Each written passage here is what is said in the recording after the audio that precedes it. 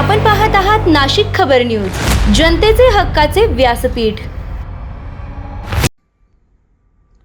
नंदुरबार शहरात खळबळ उडवणारी धक्कादायक घटना समोर आली असून पूर्व वैमनस्यातून हॉटेल व्यवस्थापकाचा खून झाल्याची घटना घडली आहे। सागर रमेश जाधव वय 25 वर्ष, राहणार रायसिंगपुरा असे मृत तरुणाचे नाव असून तो हॉटेल मंदाकिनी येथे व्यवस्थापक म्हणून कार्यरत होता।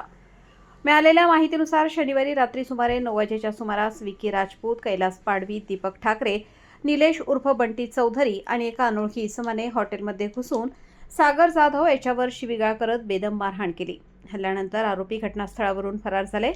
गंभीर जखमी अवस्थेत सागर जाधव स्वतः पोलीस ठाण्यात पोहोचला। पोलिसांनी तातडीने त्याला जिल्हा रुग्णालयात दाखल केले, मात्र उपचार सुरू असताना मध्यरात्री त्याचा मृत्यू झाला। या घटनेची माहिती मिळताच जिल्हा पोलीस अधीक्षक श्रवण दत्त, उपविभागीय पोलीस अधिकारी दत्ता पवार, पोलीस निरीक्षक हेमंत पाटील आणि संदीप पाटील यांनी घटनास्थळी भेट देत पाहणी केली।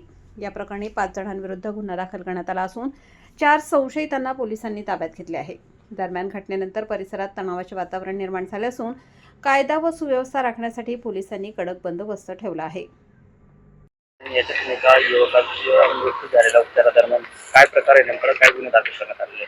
नमस्कार। काल रात्री एक बारमध्ये एक बार मॅनेजर सोबत काही लोकांनी अंदाजे 5 इस्मांनी त्यांच्यासोबत शाब्दिक वाद करून त्यांच्यावर हल्ला केला होता।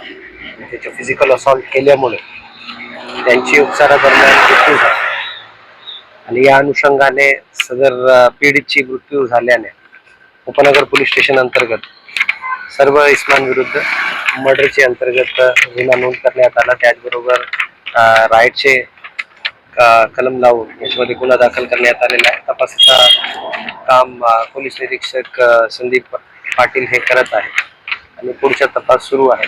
आरोपींचे बद्दल माहिती घेणे चालू आहे आणि त्यांचा शोध घेऊन त्यांना लवकरात लवकर आपण अटक करणार आहोत। सर,